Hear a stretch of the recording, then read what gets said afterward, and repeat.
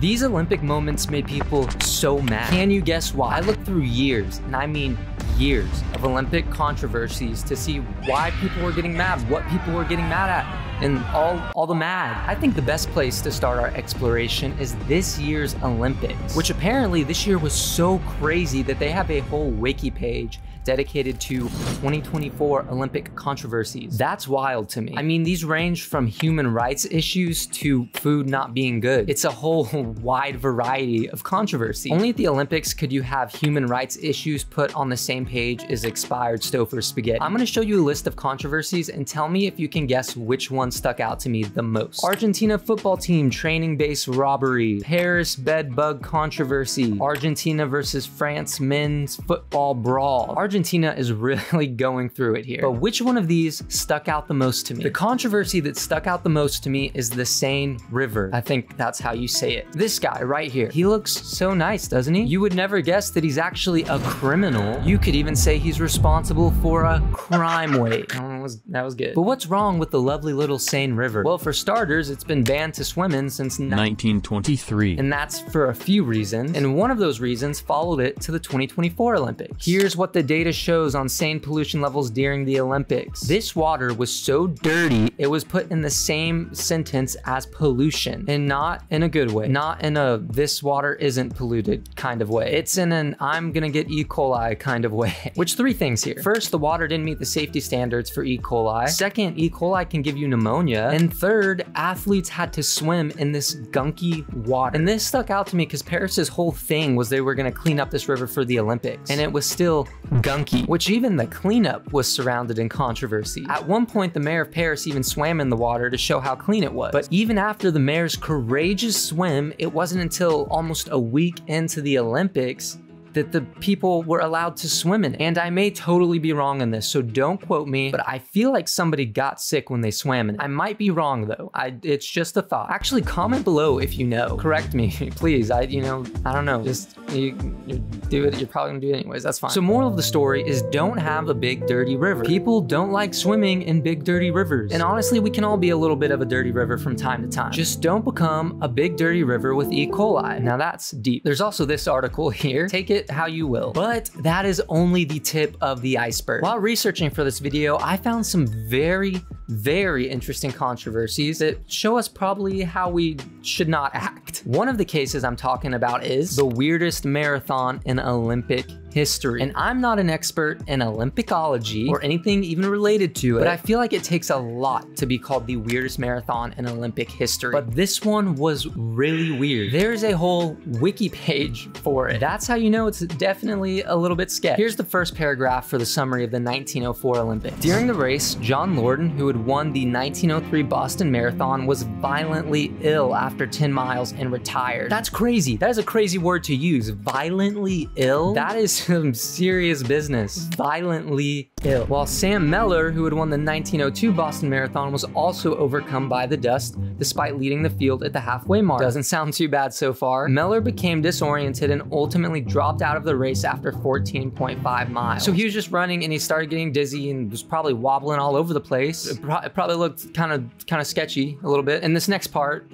is just here. Another near fatality. Not just one near fatality, but another one. Another near fatality during the event was William Garcia of the United States.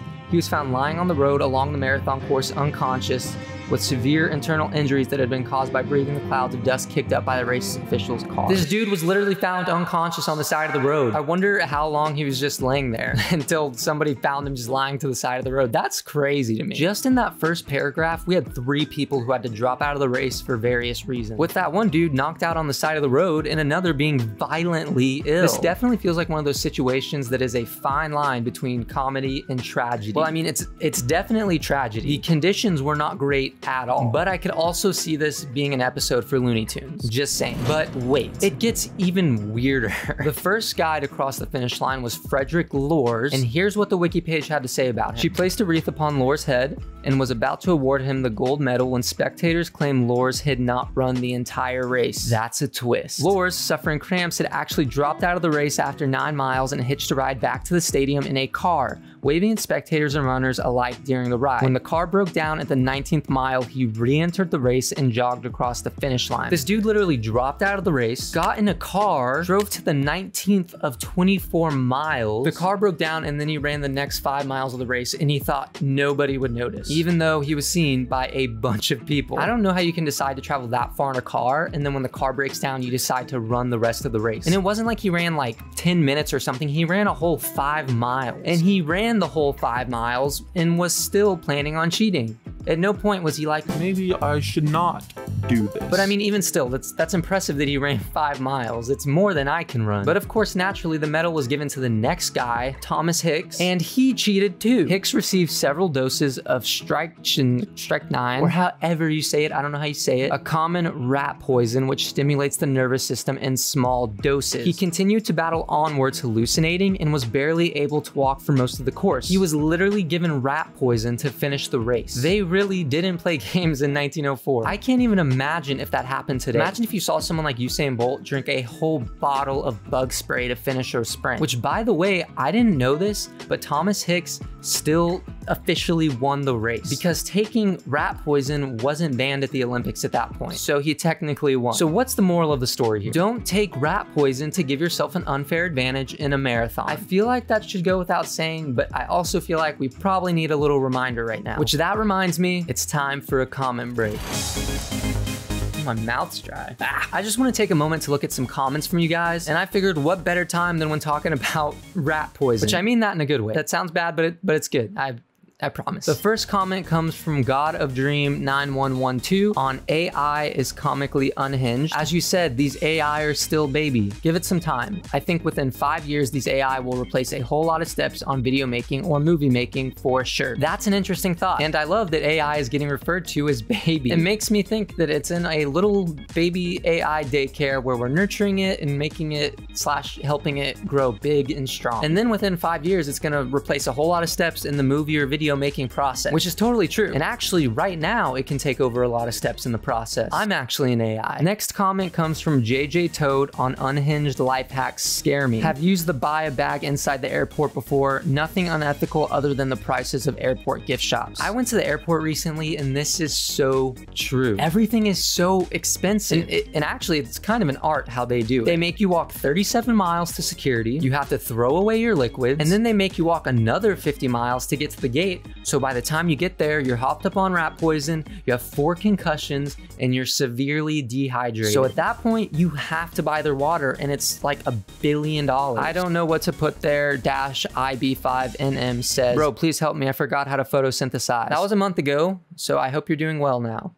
I hope it's all figured out. Bored TV cameraman under fire for cutting away from Olympic hockey to film cockroach. Now this controversy is maybe one of the best controversies I've ever heard in my life. Everything about this is just so perfect. This cameraman was in the middle of recording a hockey match for the Olympics when he got bored and decided to record a cockroach. And not only that, but it was on national television. Porque te quedas sentado, no parado. Mira, ahí tenemos.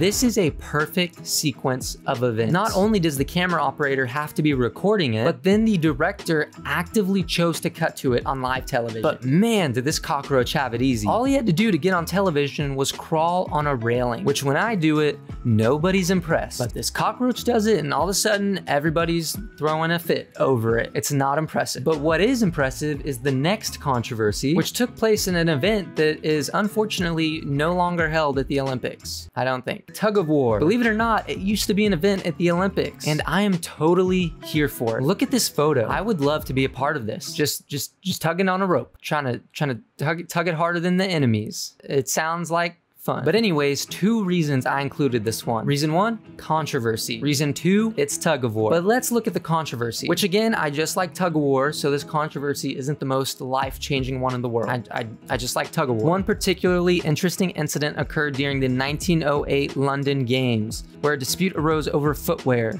The American team accused the British of wearing illegal spiked boots, leading to a dramatic protest.